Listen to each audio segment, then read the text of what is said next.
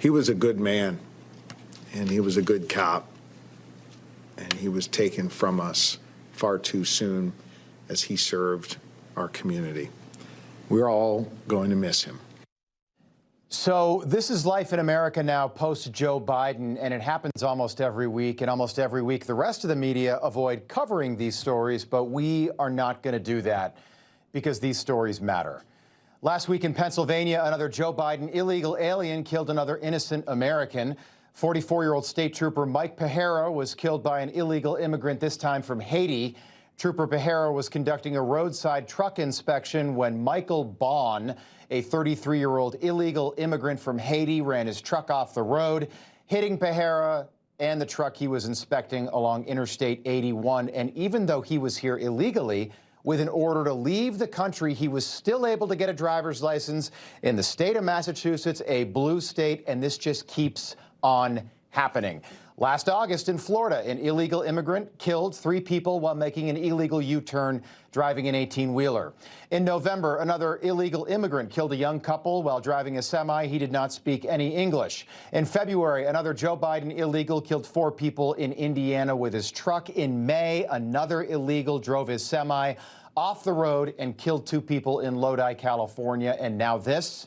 Another American, State Trooper Mike Pajero, gone because of Democrat policies, because of Joe Biden. And there is no one in this country more aware of this problem, this crisis, than our next guest, Trump administration border czar Tom Homan. Tom, appreciate you being here tonight. DHS terminated this guy's parole in June of 2025. They ordered him to leave the country.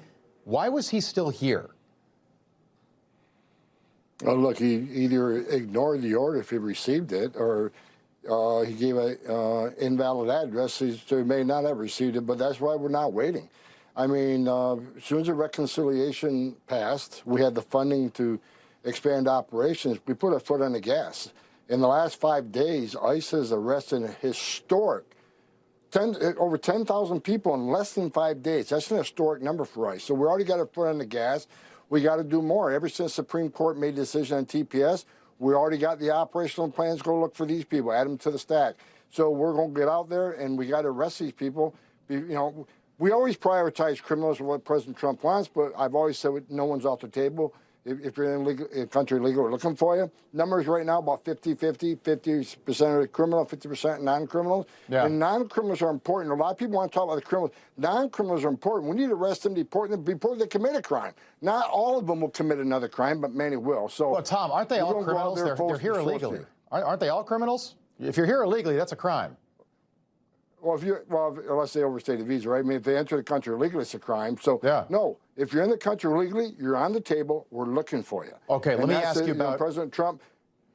I want to ask you about the TPS, those 350,000 Haitians, and then we'll get back to what happened in Pennsylvania. So the Supreme Court ruled, you brought this up, 350,000 Haitians living here under temporary protected status have got to go back to Haiti. Some have been here for 16 years. How confident are you that you will get every last one of these people and send them back to their home?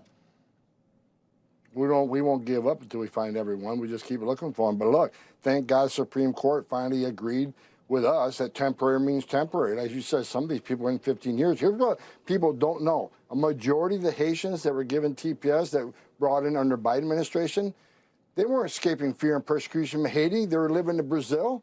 Many were living in Chile. They weren't even living in Haiti. Another thing the Biden administration ignored, and they illegally brought them to the country. Remember, 30,000 a month they brought into American airports during the Biden administration.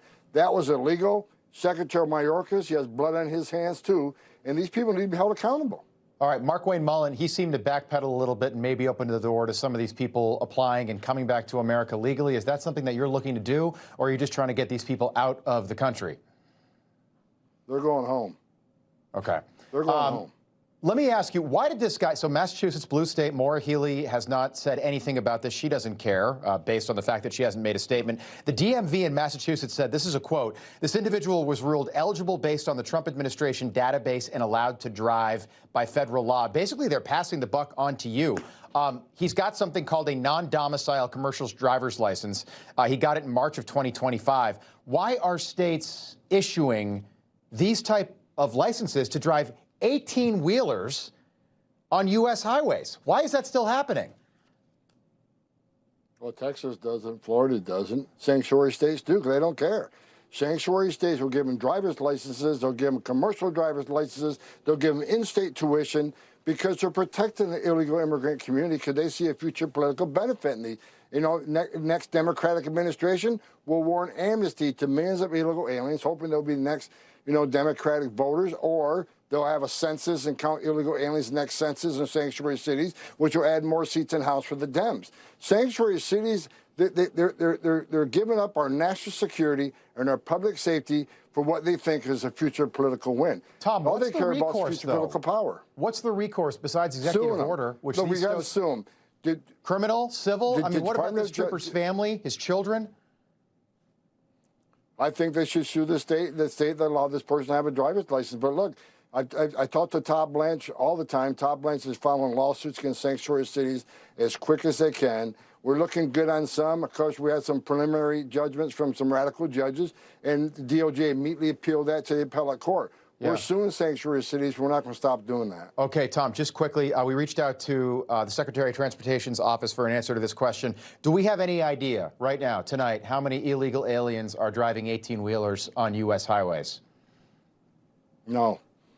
Does that scare you? We're working very close with red states. Yeah, it absolutely does. Again, Scares blue me. states aren't working with us. In red states, we got, Secretary Sean Duffy is working very close with Mark Wayne Mellon. We're working with as many states as that will allow us to work with. Look, Massachusetts, we can't even get access to the DMV databases, so we know who we're pulling over to arrest. And the governor of Massachusetts has not said a word. Maura Healey, remember that name. Tom Homan, appreciate you being here tonight. Thank you. Good to see you. Good. Thank you. Information. Truth is freedom. Is Newsmax. It's real news for real people.